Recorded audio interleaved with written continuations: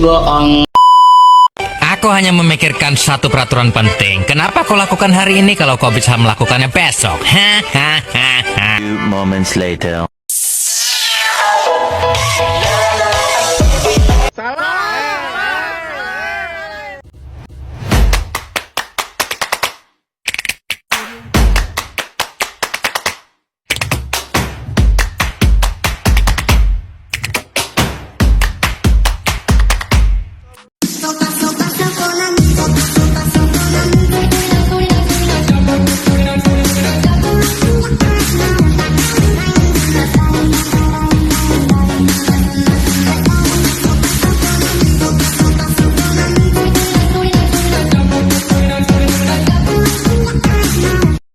Halo semua.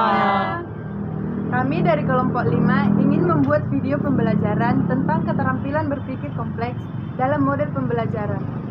Sebelum kami menyampaikan materi kami, ada baiknya kami memperkenalkan diri kami masing-masing. Perkenalkan, nama saya Esther Yunika Purba sebagai pemateri pertama. Perkenalkan, nama saya Inggirana Mahalawa sebagai pemateri kedua. Perkenalkan, nama saya Andre Jordan Tambunan sebagai pemateri yang ketiga. Perkenalkan, nama saya Hini Rusida Putar sebagai pemateri keempat. Selamat menyaksikan kawan-kawan. Apa itu berpikir kompleks? Keterampilan berpikir kompleks. Keterampilan berpikir kompleks adalah sebuah proses dinamis yang menuntut beragam ide kompleks untuk meningkatkan pemahaman setiap orang secara menyeluruh dan tidak hanya berfokus pada unsur sebab akibat saja. Berpikir kompleks dibagi dalam 3 bagian dasar. Yang pertama, penalaran dasar. Yang kedua, berpikir kritis. Yang ketiga, penalaran. Yang pertama, penalaran dasar. Penalaran dasar didasarkan pada seperangkat pengetahuan dan informasi yang telah kita peroleh sepanjang hidup kita. Melalui pengalaman yang kita jalani, budaya di mana kita tenggelam, keyakinan kita, aturan sosial lingkungan kita, dan cara yang kita lihat. Selain itu, pemikiran dasar juga memberi kita kapasitas untuk metakognisi, yaitu kemampuan untuk menyadari apa yang kita ketahui dan apa yang tidak kita ketahui. Yang kedua, berpikir kritis. Keterampilan kedua yang membentuk pemikiran kompleks adalah penalaran kritis. Fungsi utamanya adalah untuk menganalisis pengetahuan yang telah kita peroleh sebelumnya, sehingga menemukan pola, menemukan ide-ide utama, dan mengklasifikasikan informasi. Mengevaluasi semua yang telah kita pelajari dan membuat hubungan antara data yang berbeda yang ada dalam pikiran kita menggunakan logika, deduksi, dan induksi. Dan yang ketiga adalah penalaran kreatif. Penalaran kreatif dimulai dari dasar pengetahuan murni yang diperoleh melalui pemikiran dasar atau yang telah kita reorganisasi dengan kritis. Dari sini, keterampilan seperti sintesis, membuat kerajinan, kreativitas, atau imajinasi digunakan untuk mengembangkan ide, cara berpikir, dan konsep baru. Selanjutnya akan dilanjutkan kawan saya pemateri kedua. Baik, saya akan melanjutkan penjelasan dari pemateri 1, yaitu keterampilan berpikir kompleks dalam model pembelajaran. Dalam pembelajaran ada 4, yaitu problem based learning, kedua studi kasus, ketiga konteks tool, dan keempat scientific. 1. Problem based learning. Salah satu metode belajar yang bisa dilakukan guru untuk membuat siswa lebih aktif berdiskusi, yaitu di kelas, untuk memecahkan suatu masalah dan menemukan konsep. Yang kedua, studi kasus.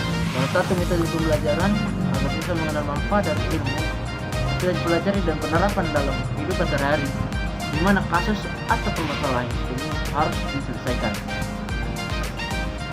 Yang ketiga, kontekstual. Kontekstual belajar yang bertujuan untuk memotivasi siswa untuk belajar. Ciri khasnya dari metode ini yaitu dengan mengaitkan materi pembelajaran dengan konteks, seperti dalam kehidupan sehari-hari, baik konteks sosial, pribadi, dan kultural, sehingga pembelajaran lebih bermakna dan mudah dipahami. Yang keempat, scientific. Scientific memiliki metode pembelajaran dengan mudah, keilmuan yang membuat serangkaian kisah. Pengumpulan data melalui observasi, eksperimen, mengolah data, dan mengambil. Baik, di sini saya akan melanjutkan penjelasan dari pemateri yang kedua, yang dimana strategi untuk membentuk kreativitas dan meningkatkan berpikir kritis siswa melalui 5 komponen, yaitu yang pertama mengamati, yang kedua menanya, yang ketiga menalar, yang keempat mencoba, serta mengkomunikasikannya. Contoh berpikir kompleks yaitu seorang mencoba memahami kebutuhan seorang teman yang berperilaku sangat agresif. Alih-alih ini menjadi marah dan menjauh darinya. Individu tersebut mencoba memahami apa yang mungkin ada di baliknya dan perasaan apa yang menuntutnya untuk bertindak seperti ini. Yang kedua itu, kepala perusahaan harus menyelesaikan konflik antara dua karyawan. Untuk melakukan ini, Anda harus mendengarkan sudut pandang satu sama lain, mencoba menemukan titik temu dan memutuskan apakah ada solusi yang dapat memuaskan Anda berdua. Yang ketiga, sebuah tim ilmuwan sedang mengembangkan proyek bersama yang akan membantu memajukan salah satu teori utama di bidang fisika.